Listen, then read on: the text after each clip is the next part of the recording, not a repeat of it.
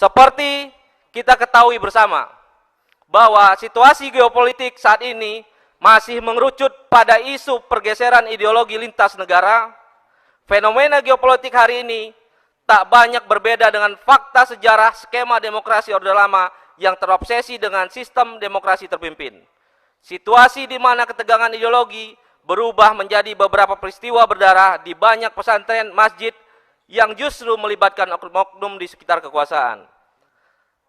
Tema radikalisme menjadi salah satu alat propaganda paling menguntungkan dan efektif bagi sedikit kelompok berhaluan ideologi kiri untuk menyudutkan kelompok Islam.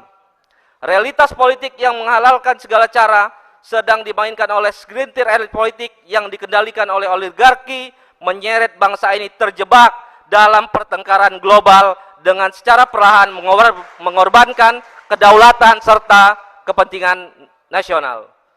Politik adu domba masih menjadi cara paling keji yang diagendakan oleh para penggiat komunisme yang belum sepenuhnya disadari oleh anak-anak bangsa.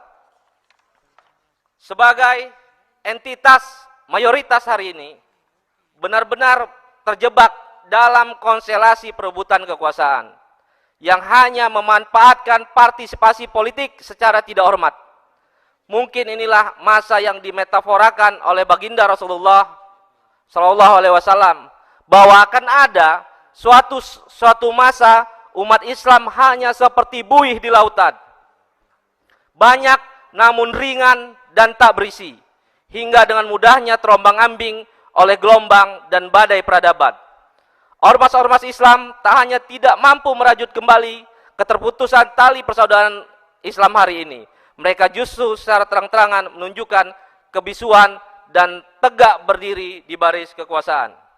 Umat Islam Indonesia sangat rentan dengan adu domba dan seringkali menjadi korban pertarungan dan konvergensi lintas mazhab dan pemikiran. Kondisi Islam politik yang demikian rapuh semakin tak diperhitungkan peran serta pengaruhnya.